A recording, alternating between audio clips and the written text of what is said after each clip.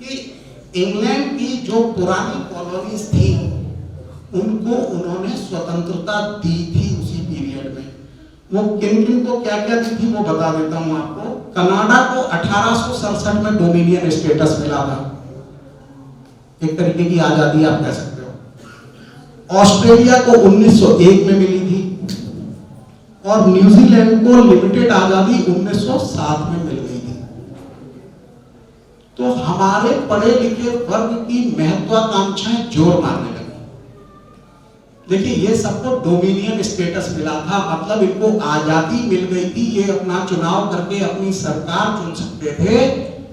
मगर ना सिर्फ तब बल्कि आज तक भी वहां का गवर्नर जनरल ब्रिटेन की महारानी का के प्रतिनिधि के तौर पे काम करता है। ये जानकारी है आप लोगों को कि नहीं? वहां पे राष्ट्रपति नहीं होता, ना राष्ट्रपति का चुनाव होता है, ना गवर्नर जनरल का चुनाव होता है।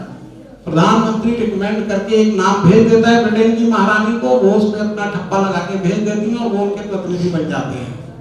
तो इस तरीके से उनको आजादी मिल चुकी थी और इस व्यवस्था को कहते हैं डोमिनियन स्टेटस। तो हमारे यहाँ भी जोर मारने लगा कि साहब हमको भी आजादी चाहिए, हमको भी वोट देने का अधिकार होना चाहिए, हम भी अपनी सरकार चुनेंगे, स्वराज होना चाहिए, स्वराज होना चाहिए, दुनिया भर की बातें होने लगी।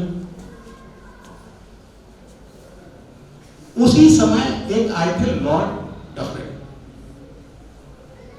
वो लेबर पार्टी के ताल्लुकात रखने वाले थे, लिबरल विचारों वाले थे।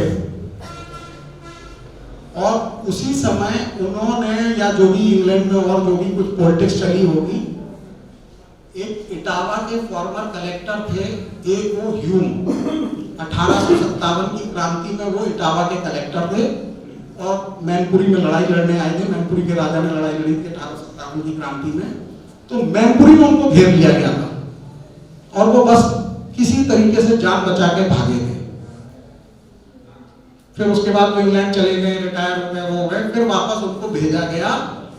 डफरिन का आइडिया था और A.O. ह्यूम ने इनिशिएटिव लेकर के यहाँ पे पढ़े लिखे बुद्धिजीवी वर्ग को उठा करके एक प्लेटफॉर्म बनवाया जिसको कहा गया कांग्रेस। ठीक है ना? अब एक चीज समझिए, कांग्रेस पार्टी थी या प्लेटफॉर्म था?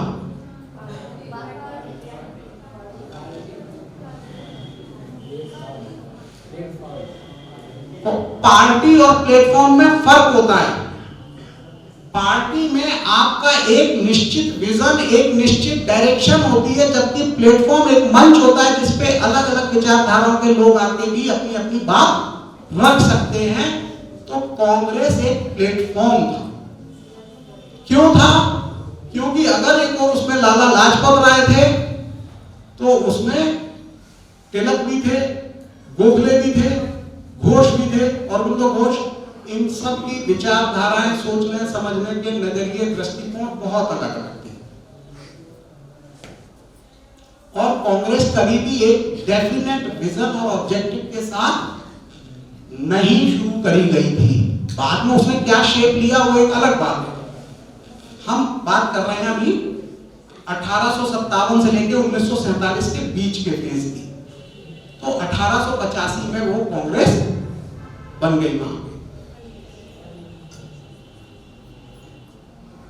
और इस बात को हिस्ट्री की बुक्स में रिकॉर्डेड है कि it was a brain child of Lord Dufferin, क्योंकि इंग्लैंड की लेबर पार्टी जो है वहां के कंजर्वेटिव और टोरी गवर्नमेंट को परेशान करने के लिए इंडिया का प्रेशर सेंटर क्रिएट कराना चाहती थी, जिसके लिए कांग्रेस बनवाई गई। अब कांग्रेस बन गई तो कांग्रेस की डिमांड क्या थी? कांग्रेस, मैं आपसे एक सवाल पूछूं, जब कांग्रेस बनी, अभी कांग्रेस आगे बढ़ी नहीं, अभी वहीं पे सोचिए उस चीज।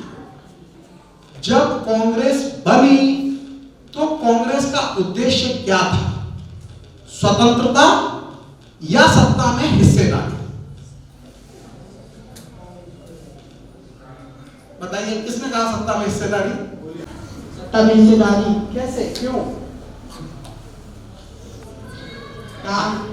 कांग्रेस जो थी एक पार्टी पार्टी के तौर पे है, सत्ता में हिस्सेदारी। ओके, आप चलिए, कोई बात नहीं। ये बात बिल्कुल सही है कि कांग्रेस की प्रारंभिक मांगे अगर आप देखें, और प्रारंभिक नहीं, एक्चुअली अगर आप देखें तो 1942 से पहले तक की मांगे देखें तो वहां पे कभी भी मांगे, मैं सड़कों पे हुई नारेबाजी की बातें नहीं कर रहा हूं, मैं मांगों की बात कर रहा हूं जो ब्रिटिश सरकार के सामने रखी गई। सड़क पे नारेबाजी तो कोई भी कुछ भी करा सकता है, हमारे यहाँ भी तमाम राजनीतिक दल दुनिया भर की नारेबाजी करते रहते हैं। असलियत में जो मांगे ब्रिटिश सरकार के सामने रखी गई उसमें प्रमुख दो मांगे थी। वो दो मांगे समझ लीजिए क्या थी। मांगे वो दो ये थी कि सिविल सर्विसेज में हमारे यहाँ पे भारतीयों की संख्या बढ़ाई जाए, क्योंकि उस समय सिविल सर्वेंट अपने आप में छोटे नवाब बिना तिलक के राजा होते थे।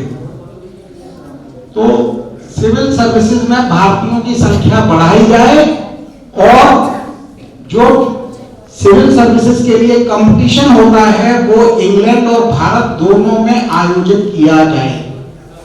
क्या इन दोनों मांगों को आप किसी भी एंगल से कहीं तक भी दूर तक आजादी से जोड़ के देख सकते हैं?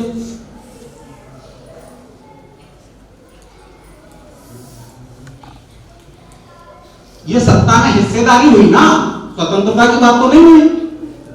तो उनकी प्रमुख डिमांड ये थी कि सिविल सर्विसेज में भारतीयों की संख्या बढ़ाई जाए, और उसके लिए उनका तर्क भी बड़ा इंटरेस्टिंग था उनका, कि ये सिविल सर्वेंट जो आते हैं मोटी मोटी तनख्वाह लेते हैं, ये सब इंग्लैंड भेज देते हैं और बाद में फिर जिंदगी भर उनकी पेंशन यहां से जाती रहती है।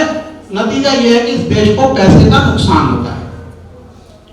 तर्क में दम थी, लेकिन वो सत्ता में हिस्सेदारी को लेकर के मांग शुरू हुई और इस तरीके से कांग्रेस ने इस बात को